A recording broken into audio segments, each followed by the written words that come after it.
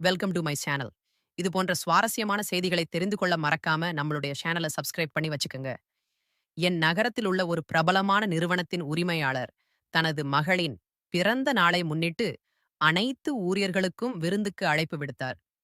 நானும் என் மனைவியுடன் சென்றேன். அப்போது முதலாளி என் மனைவியின் அழகில் மயங்கிவிட்டார்.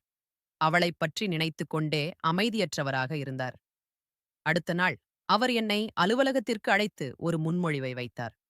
என் மனைவியை 4 இரவுகள் அவருடன் இருக்க அனுமதித்தால், எனக்கு ஒரு பங்களா மற்றும் 2 புதிய கார்களை கொடுத்து என் வாழ்க்கையை மாற்றிவிடுவார். இல்லையெனில் என் மீது பொய் குற்றச்சாட்டுகளை சுமத்தி என்னை சிறையில் தள்ளிவிடுவார்.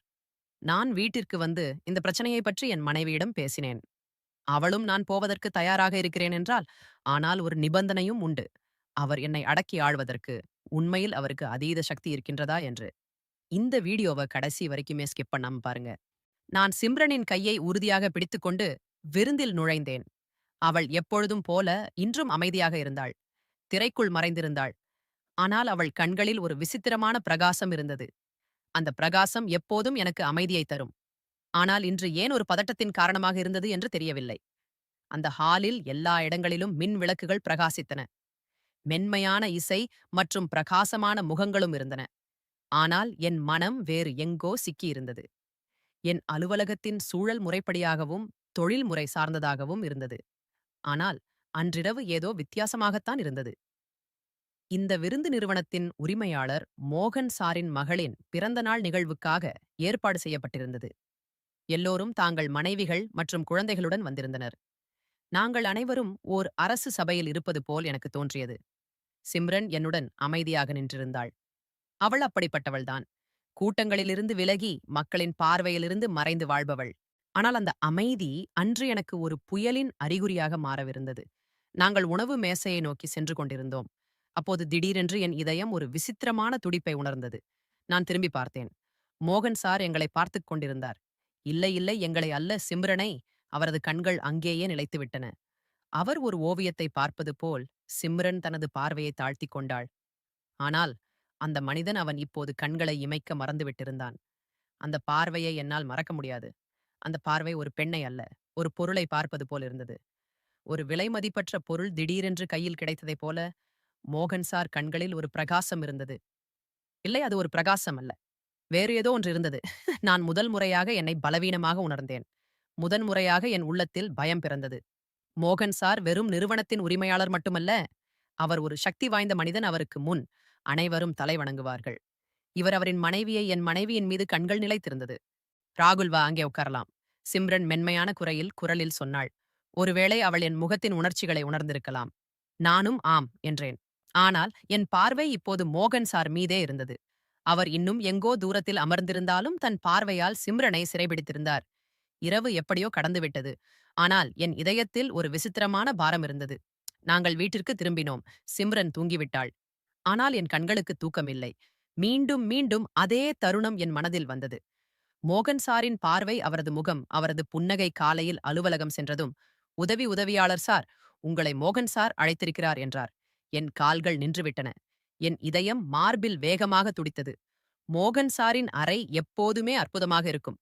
ஆனால் இன்று அந்த அறை எனக்கு ஒரு கூண்டை போல தோன்றியது. அவர் புன்னகைத்துக் கொண்டிருந்தார். ஏதோ ஒரு விளையாட்டை தொடங்குவது போல். உட்கார் ராகுல். அவரது குரலில் மென்மை இருந்தது. ஆனால் அந்த மென்மை போலியானது. நான் அமைதியாக அமர்ந்தேன். அவர் என் கண்களை பார்த்து, நீ மிகவும் கடின உழைப்பாளி ராகுல், நிறுவனத்துக்கு எப்போதும் விசுவாசமாக இருக்கிறாய். நன்றி சார் என்று நானும் சொன்னேன். அவரும் சிரித்தார். நான் நேற்று உன் குடும்பத்தை சந்தித்தேன். உன் மனைவி மிகவும் கண்ணியமானவள், மிகவும் வித்தியாசமானவள். நான் எதுவும் பேசவில்லை. திடீரென்று அவர் மேசையில் இரு கைகளையும் வைத்து என் பக்கம் பார்த்து, நான் உனக்கு ஒரு முன்மொழிவை கொடுக்க விரும்புகிறேன். உன் வாழ்க்கையை மாற்றப்போகும் ஒரு முன்மொழிவு. நான் அமைதியாகவும் இருந்தேன். நீ உன் மனைவியை என்னுடன் 4 இரவுகள் மட்டும் இருக்க அனுமதித்தால், ஒரு பங்களா மற்றும் 2 புதிய கார் உன்னுடையது. என் உடலில் மின்சாரம் பாய்வது போல் இருந்தது. நான் எதுவும் கேட்க விரும்பவில்லை. ஆனால் அந்த வார்த்தைகள் என் காதுகளில் விஷம் போல் விழுந்து கொண்டிருந்தன. என் உதடுகள் நடுங்கின. ஆனால் என் குரல் உயிரற்றதாக இருந்தது. நீ ஒரு புத்திசாலி ராகுல். இந்த உலகம் எப்படி இயங்குகிறது என்பது உனக்கு நன்றாக தெரியும். வெறும் 4 இரவுகள்தான் உன் முழு வாழ்க்கையையும் சீராகிவிடும். அவரும் அப்படியே சொன்னார். ஏதோ பெரிய விஷயமில்லை என்பது போல் என் கண்களுக்கு முன்னால் இருள் சூழ்ந்தது. நான் நாற்காலிடமிருந்து விழுந்து விடுவேன் என்று எனக்கும் தூங்கி தோன்றியது. ஆனால் நான் அமர்ந்திருந்தேன். அமைதியாக யோசி, சீக்கிரம் முடிவு செய், இல்லையெனில் வாய்ப்பு கை நழுவிவிடும். அவர் மேசையில் ஒரு காகிதத்தை வைத்தார். அதில் பங்களா இருக்கும் இடம் மற்றும் கார் பற்றிய தகவல்கள் இருந்தன. அவர் பங்களா எந்த இடத்தில் இருக்கிறது, கார் எது போன்ற தகவல்களை கொடுத்தார்.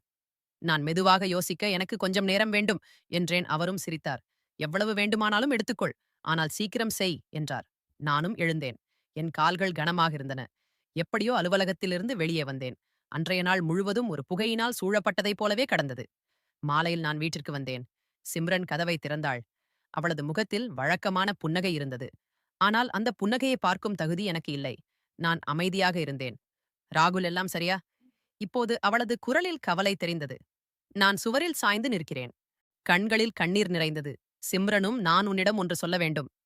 என் குரல் நடுங்கியது. என்னாச்சு ராகுல்? என்ன பயம்படுத்துகிறாய்? அவள் அருகில் வந்து என் கண்களை பார்த்தாள். நான் என் பார்வையை தாழ்த்தி அனைத்தையும் சொன்னேன். ஒவ்வொரு வார்த்தையையும் ஒரு விஷம் போல் இருந்தது. சிம்ரனிடம் அனைத்தையும் சொன்னபோது என் கைகள் வியர்த்திருந்தன, தொண்டை காய்ந்திருந்தது. அவள் என் எதிரே அமைதியாக உட்கார்ந்திருந்தாள். அவளது பார்வை தாழ்ந்திருந்தது. முகத்தில் நான் முன்பு ஒருபோதும் பார்த்திராத ஒரு தீவிரமான பாவம் இருந்தது. திடீரென்று அவள் பார்வையை உயர்த்தினாள். அவளது கண்களும் சிவந்திருந்தன. ஆனால் கண்ணீர் இல்லை. மாறாக ஒரு விசித்திரமான கடுமை இருந்தது. ஒரு நிபந்தனையின் பேரில் நான் தயாராக இருக்கிறேன் என்றாள். அவளது குரல் மெதுவாக, உறுதியாக இருந்தது. என் இதய துடிப்பு நின்றது போலவும் இருந்தது. அந்த வார்த்தைகளை மீண்டும் கேட்க விரும்பி அவளையே பார்த்தேன். என்ன அர்த்தம்? என் குலம் பலவீனமாக இருந்ததா? நானும் தயார் மோகன் சாரின் அந்த பண்ணை வீட்டுக்கு செல்ல. ஆனால் எனக்கு ஒரு நிபந்தனை உண்டு. நான் நேராக உட்கார்ந்திருந்தேன். என் மனதில் பல சந்தேகங்கள் ஓடின. என்ன நிபந்தனை என்று தயங்கிக் கொண்டே மனைவியிடம் கேட்டேன். சிம்ரனும் ஆழ்ந்து மூச்சு விட்டாள். பிறகு மெதுவாக சொன்னாள், நான் அந்த அரக்கனின் வீடியோவை பதிவு செய்வேன். ஒவ்வொரு நொடியையும், ஒவ்வொரு செயலையும் அதனால் உண்மை உலகுக்கு தெரிய வரும். ஒரு கணம் என் கேட்கும் திறன் என்னை ஏமாற்றியது போல் உணர்ந்தேன். நீ வீடியோ எடுக்க விரும்புகிறாயா? ஆம் என்றால் இதுதான் நம் பழிவாங்குதலாக இருக்கும். நம்மை இதை விட்டு விலக்க முயற்சி செய்தவரை நான் அவரது மரியாதையை விட்டு விலக்குவேன். நானும் திகைத்து போனேன். அவள் என்னுடன் பேச மாட்டாள். என்னை விட்டு போய்விடுவாள் அல்லது வெறுப்பாள் என்று நினைத்தேன். ஆனால் அவள் வெளிப்படுத்திய எண்ணம் என் கற்பனைக்கு அப்பாற்பட்டது. அந்த நொடியில் என் பார்வை அவள் மீது நின்றது. எப்போதும் இறைவனிடம் பிரார்த்தனைக்கு கைகளை கூப்பிய அந்த பெண் இப்போது தன் நோக்கத்திற்காக கைகளை மூடிக்கொண்டிருந்தாள். ஒவ்வொரு சண்டையையும் தவிர்த்து வந்த அந்த பெண் இப்போது களத்தில் இறங்க தயாராக இருந்தாள். ஆனால் இது மிகவும் ஆபத்தானது என்றேன். சிம்ரன் மோகன் சாதாரணமான மனிதன் அல்ல. அவனிடம் பணம், அதிகாரம், செல்வாக்கு அனைத்தும் உள்ளன. அவன் நமக்கு ஏதாவது தீங்கு செய்தால் நாம் ஏற்கனவே இழைப்பில் இருக்கிறோம். ராகுல், உனக்கு புரியவில்லை. அவன் நம்மை மிரட்டிவிட்டான். அவனது மிரட்டலுக்கு நாம் அடிபணிந்தால் அவன் இன்னும் மேலே போவான். யாராவது ஒருவர் எழுந்து நிற்க வேண்டும். அது நான்தான். அன்றிரவு நாங்கள் சேர்ந்து ஒரு திட்டத்தை வகுத்தோம். எங்கள் மகளின் பிறந்த நாளுக்கு புகைப்படம் எடுக்க வாங்கியிருந்த பழைய கேமராவை வெளியே எடுத்தேன். சிம்ரன் ஊடகங்களுக்கு புலனாய்வு அறிக்கைகள் தயாரிக்கும் தனது உறவுக்கார அண்ணன் அஜித்தை தொடர்பு கொண்டாள். அவன் நம்பகமானவன். சிம்ரனின் ரகசியத்தை ரகசியமாக வைத்திருப்பான். வீடியோ ஆதாரங்கள் மிரட்டல், கட்டாயப்படுத்துதல் அல்லது தவறான நோக்கத்தை தெளிவாக காட்டினால் மட்டுமே ஏற்றுக்கொள்ளப்படும் என்று அஜித் எங்களிடம் சொன்னார். அதனால் சிம்ரன் மோகன் சாரின் ஒவ்வொரு பேச்சையும், அது எவ்வளவு மறைமுகமாக இருந்தாலும், பதிவு செய்ய முடிவு செய்தாள். நாங்கள் சந்தையில் ஆடைகளுக்குள் மறைத்து வைக்கும் ஒரு சிறிய கேமரா ஒன்றை வாங்கினோம். சிம்ரன் அதை தனது துப்பட்டாவின் முனையில் பொருத்திக் கொண்டாள். மேலும் ஒரு பவர் பேங்குடன் இணைக்கப்பட்ட மொபைல் போனை ஒரு பையில் மறைத்து வைத்துக் கொண்டாள். அது பேக்கப் பதிவு செய்யப்படும். அனைத்து தொழில்நுட்ப விவரங்களையும் அஜித்துடன் சரிபார்த்தோம். உங்கள் மனதை உறுதியாக வைத்திருங்கள் என்றார் அவர். ஆனாலும் கொஞ்சம் பயமாகத்தான் இருந்தது. இந்த நடவடிக்கை உங்களை அழுத்திவிடும் அல்லது பலரை காப்பாற்றும். நாம் இந்த நடவடிக்கையை எடுக்கவில்லை என்றால் நாளை நம் மகளுக்கும் இதை எதிர்கொள்ள வேண்டியிருக்கும். அடுத்த நாள் அலுவலகம் சென்று மோகன் சாரின் அறைக்கதவை தட்டினேன். உள்ளிருந்து வா என்ற குரல் கேட்டது. மோகன் சார் சோஃபாவில் உட்கார்ந்திருந்தார். அவரது முகத்தில் அதே அமைதி இருந்தது. ஒரு வேட்டையாடி தன் இரைக்கு அருகில் அருகில் வருவது போல் நானும் வணக்கம் சொன்னேன். அமைதியாக ஒரு நாட்காலியில் அமர்ந்தேன். என் பார்வை மேஜையில் இருந்த கோப்புகள் மீதே இருந்தது. ஆனால் என் மனம் சிம்ரனின் கண்களிலிருந்து தயாரிப்பு மீது இருந்தே இருந்தது. என்ன யோசித்தாய் மோகன் சார் கேட்டார். நான் என் தலையை தாழ்த்தி மெதுவாக சொன்னேன். நாங்கள் தயார். ஒரு கணம் அமைதி நிலவியது. பிறகு அவர் சத்தமாக சிரித்தார். எனக்கு தெரியும் ராகுல், நீ புத்திசாலி. நீ மிக புத்திசாலித்தனமான முடிவை எடுத்திருக்கிறாய். அவர் எழுந்து ஒரு அலமாரியை திறந்து ஒரு பையை எடுத்து என் பக்கம் நீட்டி, இதை எடுத்துக்கொள். இதில் பண்ணை வீட்டின் முகவரி உள்ளது. இன்று 10 மணிக்கு எல்லாம் தயாராக இருக்கும். நீ கவலைப்படாதே, உன் மனைவிக்கு எந்த தொந்தரவும் இருக்காது. நான் அந்த பையை கையில் எடுத்துக்கொண்டேன். திறக்காமல் அமைதியாக தலை அசைத்தேன். உள்ளே ஏதோ ஒன்று உடைந்தது போல் இருந்தது. ஆனால் என் முகத்தில் ஒரு செயற்கையான பாவமும் வைத்திருந்தேன். ராகுல் வாழ்க்கை எவ்வளவு மாறப்போகிறது என்று உனக்கு தெரியாது. ஒரு பங்களா 2 கார், நீ கனவில் கூட நினைக்காத அனைத்தும். அவர் என் தோளில் கையை போட்டு ஒரு தாராளமான எஜமானி போல பேசினார். நான் என் பார்வையை அவரது முகத்திலிருந்து அகற்றி எழுந்து நின்றேன். நன்றி சார். மேலும் ராகுல் அவர் நிறுத்தினார். யாரிடமும் எதுவும் சொல்லாதே. இந்த விஷயம் நமக்குள் மட்டுமே இருக்கட்டும். சரி சார். அலுவலகத்திலிருந்து வெளியே வந்ததும் சிம்ரனுக்கு ஒரு செய்தி அனுப்பினேன். வேலை முடிந்தது, அவர் இன்று இரவு தயார். சிம்ரன் உடனடியாக பதிலளித்தார். எல்லாம் பதிவு செய்ய தயார். பேட்டரியும் சார்ஜாக உள்ளது. என்றால் இரவு 10 மணிக்கு முழுமையாக இருட்டாகியிருந்தது. நான் சிம்ரனை பாரம் ஹவுஸுக்கு அருகில் விட்டுவிட்டு வீட்டுக்கு திரும்பியிருந்தேன். ஆனால் என் இதயம் அங்கேயே எங்கோ சிக்கி இருந்தது. வீட்டின் அறையில் சுவர்கள் மேலும் குறுகியதாக தோன்றின. கடிகாரத்தின் முட்கள் மெதுவாக நகர்ந்தன. ஒவ்வொரு சத்தமும் ஆபத்துக்கான மணி ஓசையாக ஒலித்தது. நானும் விளக்கை அணைத்து விட்டேன். மொபைலில் மினுமினுக்கும் திரை மட்டுமே இருந்தது. அதில் அஜித்திடமிருந்து வீடியோவின் நேரடி ஒளிபரப்பு வந்து கொண்டிருந்தது. ஒளி முடக்கப்பட்டிருந்தது. ஆனால் காட்சிகள் எல்லாத்தையும் வெளிப்படுத்தின. சிம்ரன் பாரம் ஹவுஸுக்குள் நுழைந்து விட்டாள். அவளது முகம் கேமராவில் தெளிவாக தெரிந்தது. துப்பட்டாவின் ஓரத்தில் பொருத்தப்பட்ட கேமரா ஒவ்வொரு மூளையையும் படம் பிடித்தது. மோகன் சாரின் அம்முகத்தில் அதே திமிரான அமைதி இருந்தது. அதே கெட்டுப்போன பணக்காரனின் தன்னம்பிக்கை. அவனது அடிகால்கள் சிம்ரனை நோக்கி நகர்ந்தன. நான் இதையெல்லாம் பார்த்து வியர்வியில் மூழ்கிவிட்டேன். நான் என் மனதுக்குள் சிம்ரனுக்காக பிரார்த்தனை செய்தேன். கண்களை மூடி அவளை பாதுகாப்பாக வைத்திரு என்று இறைவனிடம் கெஞ்சி மன்றாடி கேட்டேன். இருந்தாலும் சற்று பயமாகத்தான் இருந்தது. பிறகு அஜித்திடமிருந்து ஒரு செய்தி வந்தது. பதிவு அனைத்தும் சரியாக போய்க் கொண்டிருக்கிறது, பயப்படாதே என்று. நானும் கடவுள் அவளுக்கு எந்த தீங்கும் இழைக்காமல் இருக்க வேண்டும் என்று பதிலளித்தேன். கிட்டத்தட்ட 30 நிமிடங்களுக்கு எல்லாம் அமைதியாக இருந்தது. பிறகு திடீரென்று அஜித்தின் அழைப்பு வெளியே வந்தது. அவள் வெளியே வந்துவிட்டால், உன் கார் எங்கே? நான் வேகமாக வீட்டிலிருந்து வெளியேறி காரை ஸ்டார்ட் செய்து ஃபார்ம் ஹவுஸை நோக்கி சென்றேன். 10 நிமிடங்களுக்கு பிறகு ஒரு வெறிச்சோடிய சாலையில் சிம்ரன் தென்பட்டாள். அவளது முகத்தில் லேசான களைப்பு, ஆனால் கண்களில் ஒரு வெற்றியாளர்க்குரிய ஒளி இருந்தது. நான் காரை நிறுத்தினேன். அவள் அமைதியாக உள்ளே வந்து அமர்ந்து கொண்டாள். சில கணங்கள் நாங்கள் இருவரும் ஒருவரை ஒருவர் பார்க்கவில்லை. பிறகு அவள் மெதுவாக, அனைத்தும் பதிவாகிவிட்டது. அந்த அறை, அந்த அவமானம் அனைத்தும் என்று சொன்னாள். நான் ஏதோ சொல்ல முயன்றேன். ஆனால் வார்த்தைகள் வரவில்லை. காரை ஸ்டார்ட் செய்து நாங்கள் மீண்டும் வீட்டை நோக்கி சென்றோம். வீடு வந்தடைந்ததும் சிம்ரன் முதலில் தனது பையிலிருந்து மொபைலை எடுத்தாள். பவர் பேங்கிலிருந்து அதை பிரித்து அஜித்துக்கு வீடியோவை அனுப்பத் தொடங்கினாள். அஜித் வீடியோ தெளிவாக உள்ளது. மோகனின் முகமும் அவனது குரலும் தெளிவாக உள்ளது. சிம்ரன், நீ ஒரு நல்ல வேலையை செய்திருக்கிறாய் என்று கூறினான் அஜித். நானும் சிம்ரனுக்கு அருகில் அமர்ந்தேன். நீ சரியாயிருக்கிறாயா? அவன் உன்னை ஏதும் செய்யவில்லையே என்று கேட்டான்.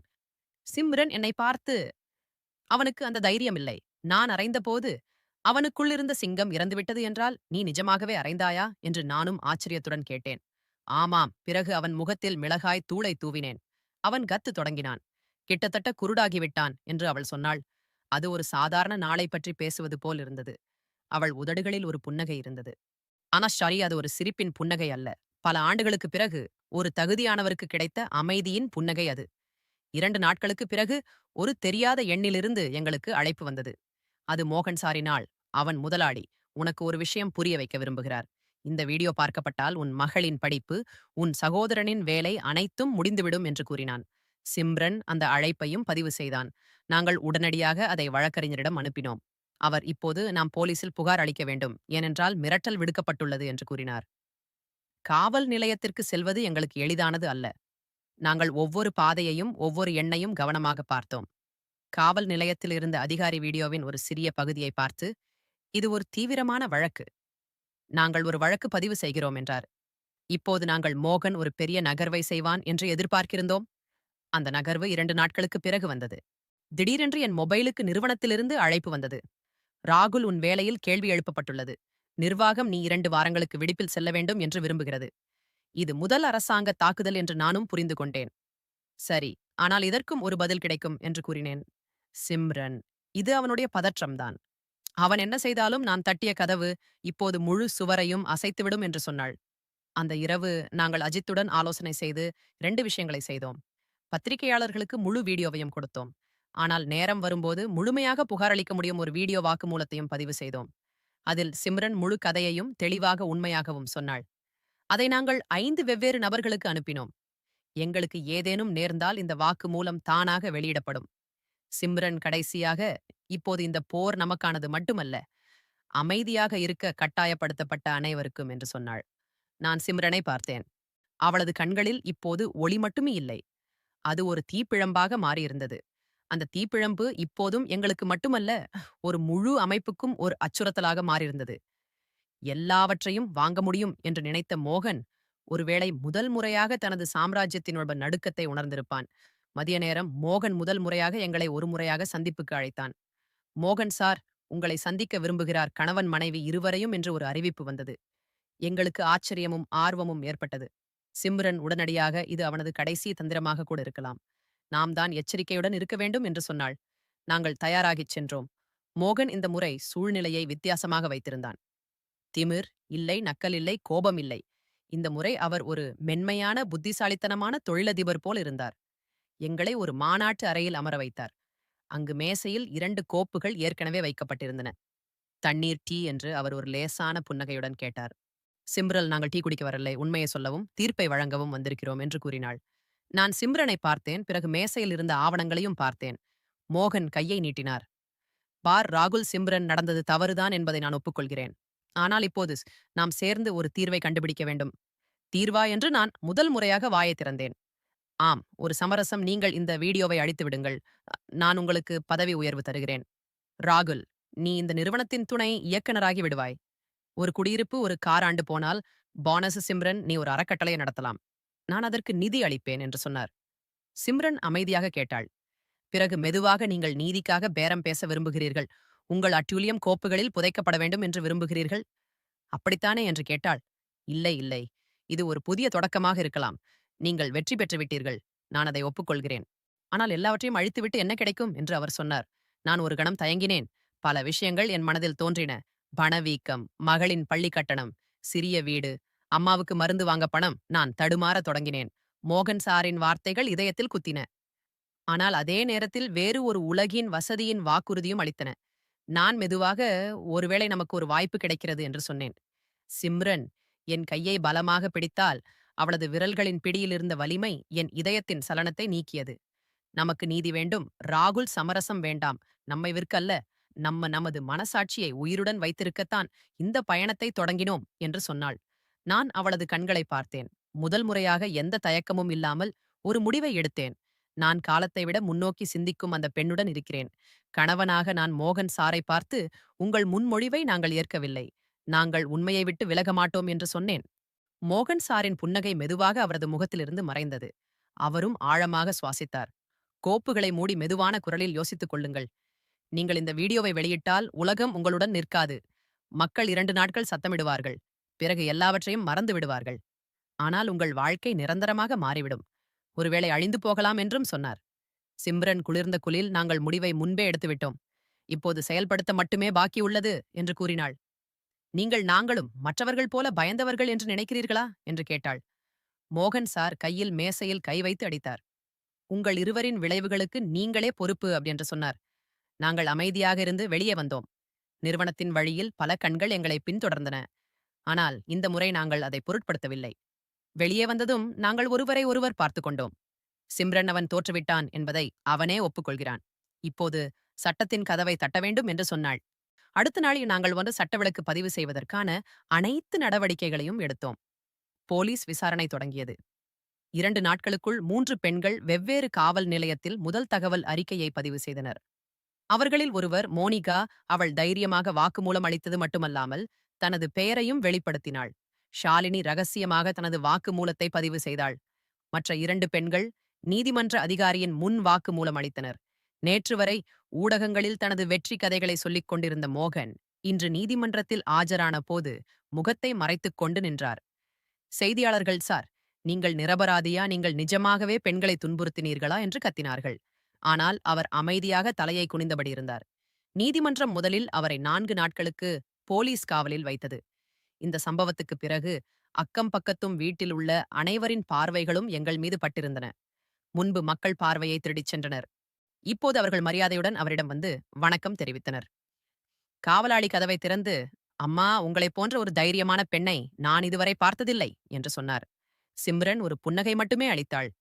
அலுவலகத்தில் சக ஊழியர்கள் என்னை சுற்றி வளைத்தனர். ஒருவர், "நீங்கள் இவ்வளவு பெரிய நடவடிக்கை எடுப்பீர்கள் என்று எங்களுக்கு தெரியாது" என்றனர். ஒட்டுமொத்த சமுதாயமும் எங்கள் எங்கள் என்னையும் என் மனைவியையும் பாராட்டி தள்ளினர். இது போன்ற நல்ல கதைகளை தெரிந்து கொள்ள மறக்காம நம்ம வீடியோவை சப்ஸ்கிரைப் பண்ணிக்கங்க. இத பத்தி உங்களுடைய கருத்துக்களை கீழ இருக்கிற கமெண்ட் செக்ஷன்ல கண்டிப்பா சொல்லுங்க. தேங்க்ஸ் ஃபார் வாட்சிங்.